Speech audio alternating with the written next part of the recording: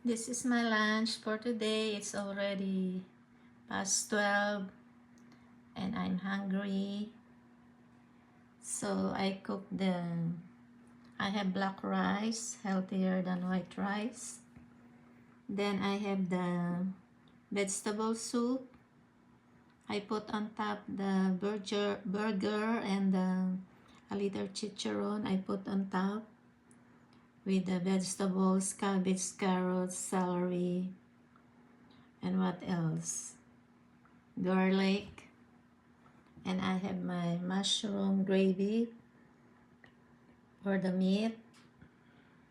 So that is my lunch for today. Black rice. Yummy, yummy. What else I put in the soup? That is vegetable soup.